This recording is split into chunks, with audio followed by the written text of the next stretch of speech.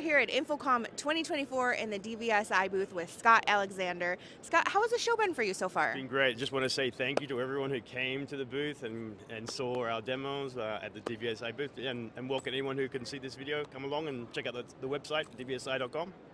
So this is your first year exhibiting at the show. You guys are in the Trailblazer Zone, which is a section specifically for new exhibitors that have innovative products. Tell us a little bit about your company for those who aren't familiar. Yeah, DVSI is a company that focuses largely on large corporates, workplace environments, workplace experience centers. We have clients like Accenture, Walmart, and we do global deployments, technology deployments with them. But yeah, we focus on platforms, but also obviously those clients, so the work that we do. But we have platforms, software platforms, and we also have products as well, which we'll go through today. Yeah, let's check some out. You can see behind us we have a lot of cool stuff to go through. Let's start with this. So this is the object recognition table that we've developed along with interactive Scape. So this is a technology that allows you to basically trigger content on the screen based on object that we have. So what we've done here is we've just configured some of the content, and so it actually uses a CMS. So it's a cloud-based CMS. And so I'm just going to go through some of the clients that we have. So this is Accenture, and I'm just looking at one. How we put the contents in, which is kind of unique, is we allow the client to do that. So they can put in the names, they can put in an icon, and they can put in the links of the contents they want. So everyone has contents, everyone has some basic contents, but it's quite complex to put it together into a table in a showcase. So yeah, we give them and enable that tool to do that. So we're just going to step through some of the applications that we have done for Accenture. The first one was kind of like a training and onboarding application. Next one is a complex projection mapping application that we did for them. Quite nice one here, which is probably very unique, is a full-size holographic room. So it's around about 3 meter by 3 meter holographic space with a unique 3D content that sort of like just pops out and is very, very immersive. And then, Accenture is made up of these campuses around the world, and some of them can have very large numbers of people in the workplace. And so I can actually show you. So this is the installation of one of the campuses that we've done with Accenture, and this is the platform that we deployed there. So the platform is actually a part of our, we call it the workplace communications platform. And that's a good example of, so yeah, this is a digital campus, pretty good one. I can just make that full screen. And you can see some of the things that we did in this campus.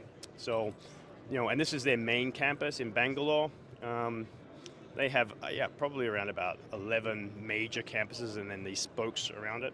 And so it's a big building. They handle a lot of work for different clients around the world.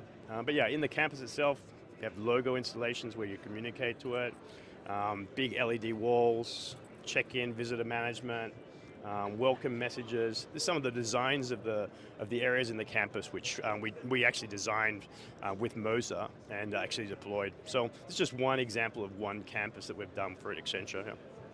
Yeah, it looks beautiful, and it is fun to see it, and I've played with this a little bit before we started recording, and it's multi-touch, so it's really cool and fun to use. And you have another product over here that I want to check out. Tell us a little bit about this one. So this is the wall. It's a really interesting concept. I'll just bring up a piece of content that we can sort of like talk about. Let me just make it bigger. Yeah, so the wall is a modular concept. So we call it the Mozaic tile. And you can combine them together either in portrait or landscape, curved as a table, one table, two tables combined together, or you can even have a flat screen wall where you can interact and use pen annotation with it. How many different configurations can you use? Like, what's the largest you can do? Yeah, so this one here is just a 2 configuration of a table with object recognition. And the next one we can see here as a panoramic wall. It's usually start out as 4, we have 3 here, but you can expand to 12 on the Windows platform or up to 32 in Linux. Yeah, so it creates a really huge immersive environment. So this is the last part we call, so many different configurations, and we call it collaborative because with the pen input you can go up and you can actually annotate on the screen. And I'll show you a little bit about the content that we can manage and use. So again, what we do in DVSI is we leverage platforms that we have and we enable those and we give them to clients. So one of the things we can do, I'll just go through some of these contents. So probably the first thing a client has in terms of content is probably a PowerPoint. Everyone has a PowerPoint, okay? So what's unique about this, a imaged version of a PowerPoint or a video version of PowerPoint, is actually a native PowerPoint. So it supports things like animation or videos inside it. You could step through it, scale it, make it bigger, make it full screen, skip through the slides. I mean, so that changes a lot for our clients because now they can actually use the content that they've already got in their corporate environment and put it on the wall. I'll show you something really interesting here. So another new thing that a lot of people have been asking us for is for 360 video support. I have it up here, I'll just close it here. And so this is going to feel a little bit meta in the sense that, because you're going to see me inside this video, so I'm going to move over here, sorry, a little bit out of the way. And so we can step through this. So this is an installation we did also for Accenture in Malaysia. And so this is the design of a room that we did for them using MTRs, combined rooms. But you can see back there, this is a video 360 recording of an environment. And so we use this a lot for a training video to show how it works, or as a deployment video to prove that everything's been done according to the designer. And so another couple of things, I mean, you saw some of the things we did for Accenture. I'll just step through one of them. I mentioned before about the holographic presentation. It's really quite amazing to consider that. So people do have video content, so this is a video content example. So you might get a bit better sense of what content was involved. And so DVSI was involved in the choreographing of the content, the creation of the content, the building of the hologram, and the deployment based on the client requirement, yeah? Yeah, but so a lot of clients have this kind of information, but how do they get it up there? So that's what we enable with this application. I'm just going to show you something else that we've done. So we also support dashboards. And so this is really interesting in the sense that I can actually bring up a Power BI dashboard like this, and where this is relevant is mainly in manufacturing areas. Put this out of the way. And this is live data coming out.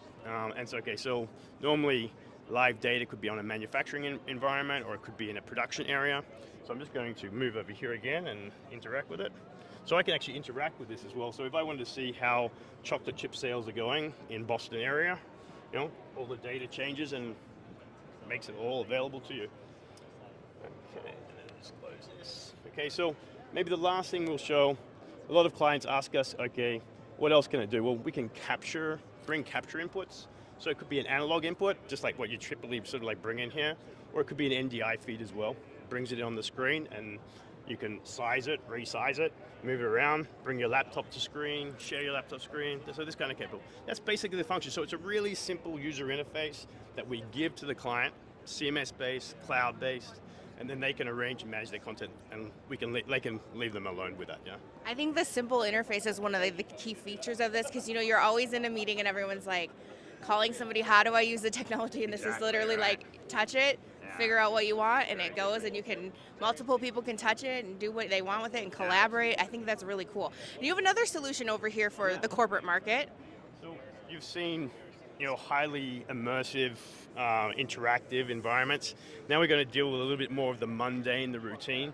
But I show a little different spin on it because typically in a work environment, most people are familiar with room booking. Okay, so you need a piece of hardware out the front of the room. This is something new. So this is desk booking. So because of COVID and everything, it's new hybrid scenario, getting people back in the office now.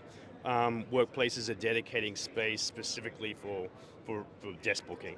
And so we can get into the desk just by simply clicking in, scanning a QR code, or even we use an Apple Wallet. And so you can just tap on. And then the great thing now is once I check in and at my desk, who knows that I'm there in the office that day? And who can come and see me if they really wanted to talk to me. So now using the employee app, everyone knows that I'm in the office and where I am. They can maybe even book a desk next to me and we can have a meeting. That's nice. You can hang out with your work besties all day. Yeah, exactly. So that's pretty normal, but what we're going to show here is, okay, a virtual version of this. So you don't need to have the hardware. It doesn't need to be this hardware. It can be an iPad. It could be on any hardware. It could even be on a laptop.